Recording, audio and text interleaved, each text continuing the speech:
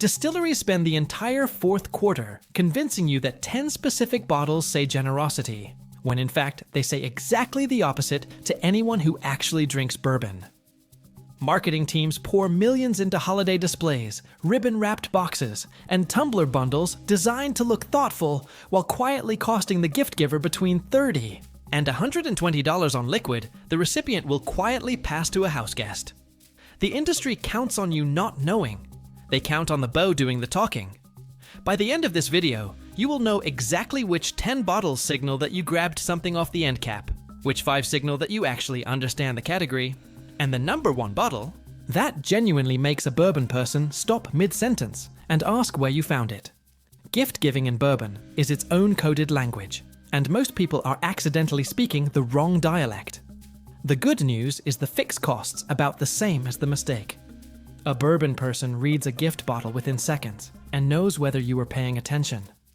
Let me walk you through both sides. Starting at number 10 on the list of bottles that quietly signal you didn't try, we have the Maker's Mark Cask Strength gift box, sold without the actual cask strength pour inside. You see this every November.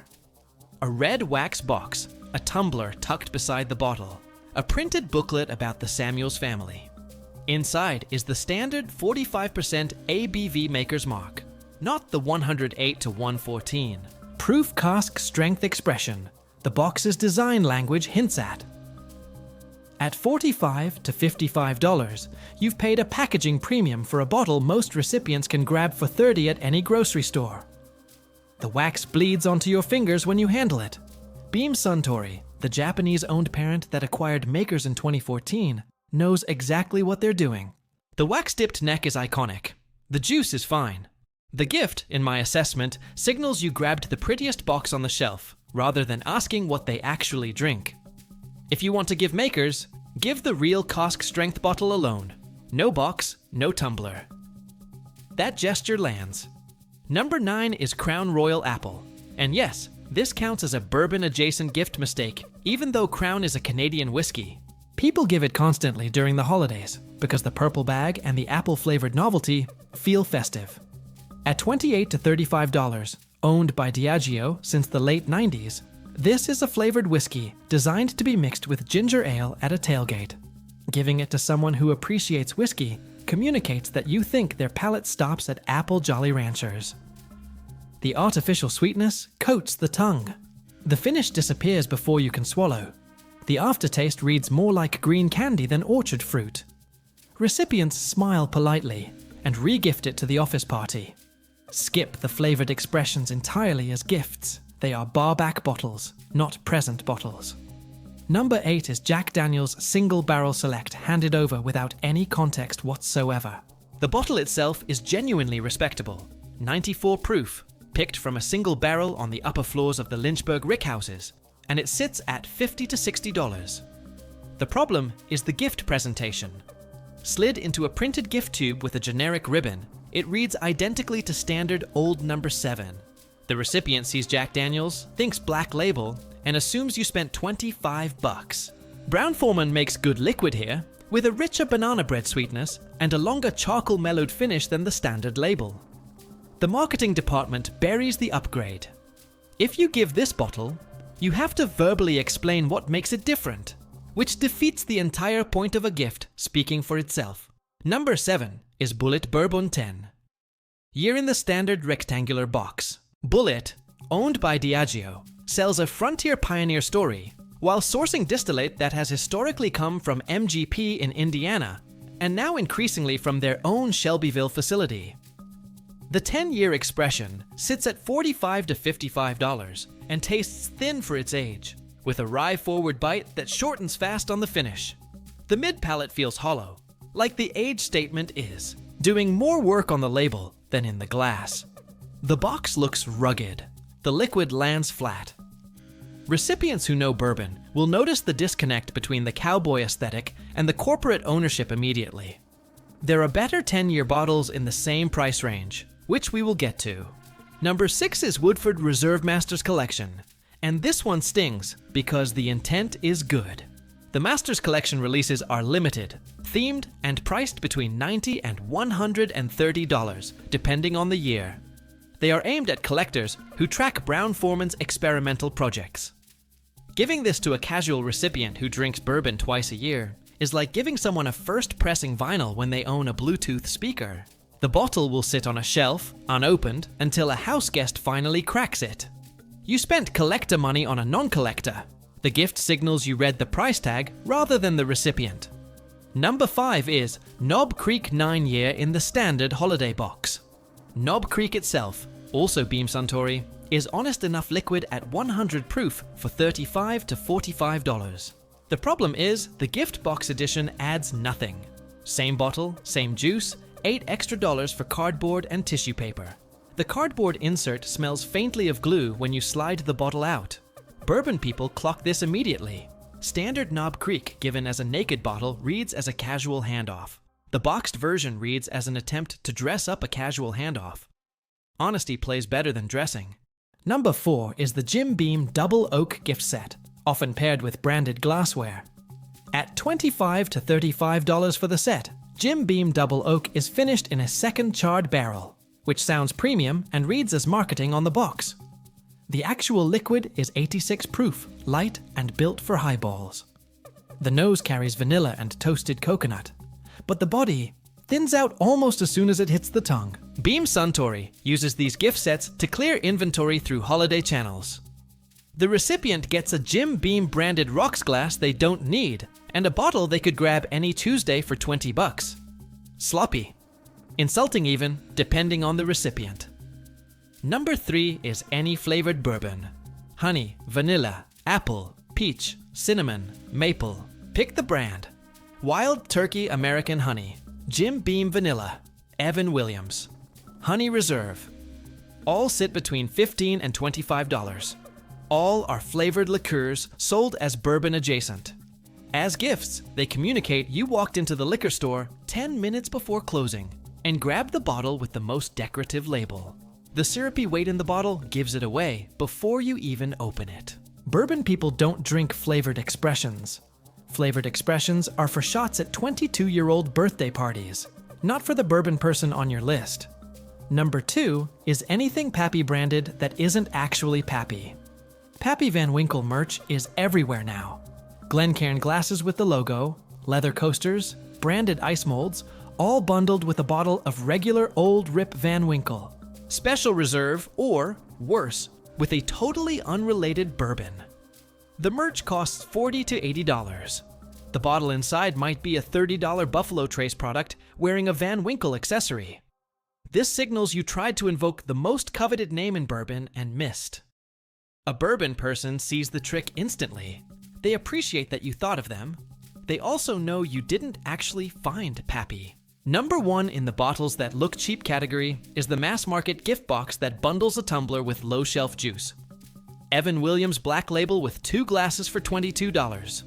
Old Crow with a printed shot glass for $15. Heaven Hill Bottom Shelf paired with a flask. These exist purely to move volume during November and December through grocery stores and big box retailers. The bourbon inside is fine for cocktails and unremarkable for sipping. The packaging adds visual heft for almost no real cost. The glassware is usually thin, light, and prone to chipping in the dishwasher within a month. A recipient who knows bourbon opens this, smiles, and adds the tumbler to the back of the cabinet next to all the other glassware they've received. The bottle becomes the cocktail bourbon they reach for when they want to use up the cheaper stuff. Not exactly the legacy you wanted to leave under the tree. Now for the bottles that genuinely impress, the ones that signal you understand what bourbon people actually want. At number 5, Old Forester Birthday Bourbon when available. Released annually around founder George Garvin Brown's birthday in early September. This is Brown-Forman's once-a-year limited release, typically aged 12 years, and bottled at proofs that have ranged from 95 to 105 across recent vintages. Suggested retail sits between $100 and $125, though secondary pricing routinely climbs higher. The reason this bottle works as a gift is that it carries a date. The recipient pours it and sees the year on the label, which becomes part of the memory of receiving it. Old Forester is the original bottled bourbon brand, dating to 1870, and the birthday release pulls from a single day's production, giving each year's batch its own character. The 2023 release leaned toward dark cherry and toasted pecan with a long, warming finish. The 2024 carried more orchard fruit and a soft spice that lingered on the back of the tongue. Bourbon enthusiasts track these releases. Giving one means you either watched the September release window, called your local store ahead of allocations, or paid above retail to secure it. All three of those moves communicate intentionality. The recipient knows you didn't grab this in a parking lot. You hunted. That hunt is the actual gift, and the liquid is the receipt. In my assessment, this bottle works because it manages to be both collectible and drinkable, which most limited releases fail at. Plenty of allocated bottles get hoarded. Birthday bourbon gets opened. That tells you everything about how it's regarded inside the community. At number 4, a Russell's Reserve single barrel store pick. Russell's Reserve sits inside Wild Turkey, owned by Campari Group since 2009. The standard single barrel sits at $50 to $60 and is already a strong bottle at 110 proof, non-chill filtered, with the Russell family's signature deep caramel and brown sugar profile. The version that genuinely impresses, however, is a store pick, where individual liquor stores select a barrel from the warehouse and bottle it under their own program. These run $60 to $75. Each pick has its own flavor fingerprint, often with stronger notes of dark chocolate, toasted oak, or stone fruit depending on the barrel's location and age. Some picks land closer to roasted almond and dried fig. Others push baking spice and a faint cherry cola sweetness.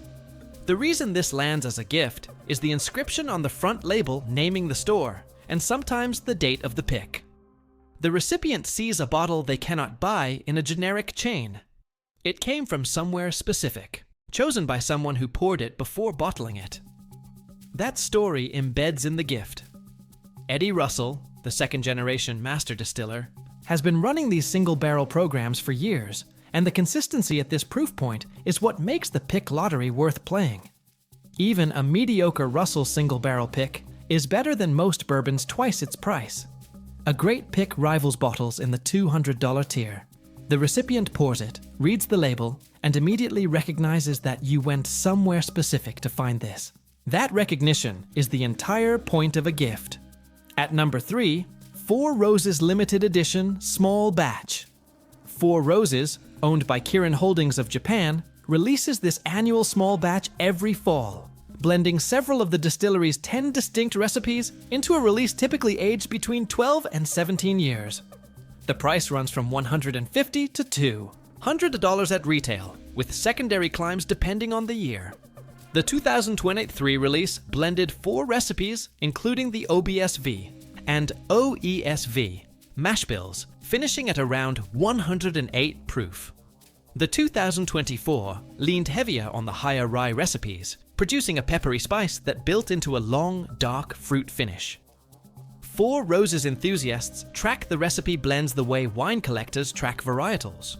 Brent Elliott, the master distiller, releases detailed breakdowns of each year's mash bill composition, giving the bottle a kind of liner note transparency that no other major bourbon brand offers. As a gift, this bottle signals 2 things at once. First, that you knew about the annual limited edition small batch release window, which most casual buyers do not. Second, that you understand 4 Roses operates differently from other Kentucky distilleries by producing 10 recipes from 2 mash bills and 5 proprietary yeast strains. A recipient who drinks bourbon recognizes both signals immediately. The liquid itself is reliably excellent, with the kind of layered complexity that develops in the glass over 30 minutes. Pour it, smell it after 5 minutes, then again after 20. Different bourbon both times. That's the kind of bottle that earns the shelf space it occupies. At number 2, the Heaven Hill Heritage Collection. Launched in 2022 as the flagship annual limited release for Heaven Hill, the Heritage Collection has produced bourbons aged 17 to 20 years at proofs ranging from 118 to 122. Suggested retail sits at $300, though allocations are tight and prices climb. Heaven Hill, the largest independent family-owned and operated distilled spirits producer in America, founded in 1935 and still run by the Shapira family, releases these as a tribute to their own heritage. The 2024 release was a 20-year-old expression bottled at 118.2 proof, drawing from a small handful of barrels selected by master distiller Connor O'Driscoll. The flavor profile pulled toward dark molasses, leather, and a warming clove spice that settled across the palate slowly.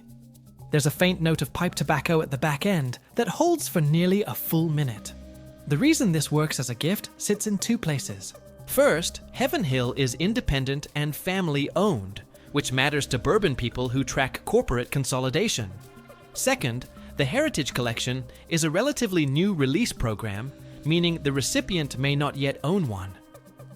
Giving a bottle that someone is actively trying to acquire, but hasn't yet, lands harder than giving a bottle they could have grabbed themselves. The packaging is restrained. No giant box, no excessive ribbon, just a quality decanter-style bottle and a simple sleeve. That restraint is part of why the Heritage Collection has built the reputation it has in just a few years. Heaven Hill makes the liquid, lets the age statement and the proof do the talking, and skips the marketing theater. A bourbon person opening this bottle understands all of it without you saying a word. And at number 1, the gift bottle that makes you look like an actual insider, Eagle Rare 17-year. Part of Buffalo Trace's antique collection, released annually each fall in deeply allocated quantities, Eagle Rare 17 sits at a suggested retail of around $150, but routinely commands $400 to $700 or more on the secondary market due to scarcity. The bottle is precisely 17 years old, bottled at 101 proof, and represents the longest aged expression of the Eagle Rare line. Buffalo Trace's master distiller team selects barrels from a specific warehouse and bottles them with minimal intervention. The flavor profile leans into mature oak, dark cherry, leather, and a soft pepper warmth that lingers along the back of the tongue for nearly a minute. The nose alone, all aged tobacco leaf and toasted brown sugar, is worth the pour before you ever taste it. Listen, finding this bottle at retail is genuinely difficult. Most bourbon enthusiasts have never owned one. Many have tasted it once at a tasting, and remember the moment specifically. Giving someone Eagle Rare 17 communicates that you either entered a store lottery, paid fair value through a reputable secondary channel, or have a relationship with a retailer that gets allocations. All three are signals of effort and access that bourbon people register instantly. The bottle is also one of the few antique collection releases that drinks beautifully neat without overwhelming proof, which means the recipient will actually open it rather than display it. Sazerac, Buffalo Trace's parent company, has built the antique collection's reputation over decades. And Eagle Rare 17 is the bottle that bourbon people request specifically when asked what they would want if cost weren't a factor. That makes it the ultimate gift bottle.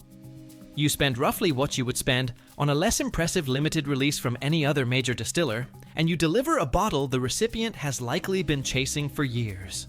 That is what an insider gift looks like. So look back at the bottles you've given, the bottles you've received, the boxes that ended up half-finished in the back of someone's bar cabinet. The pattern is almost always the same. Money spent on packaging, ribbon, branded glassware, and shelf talker copy that meant nothing to the person who unwrapped it. The fix is not spending more. The fix is spending differently. Find the bottle that took effort to locate, that carries a date, a single barrel, an annual release, or a family name still running the distillery. Give that. The bow doesn't matter. The story does. A gift bottle is an argument about how well you know the person receiving it. Speak that language once, and you never go back to the end cap displays again. And next holiday season, when someone hands you a bottle, and you can tell from the label alone that they understood the assignment, you'll know exactly what kind of gift you want to be giving in return.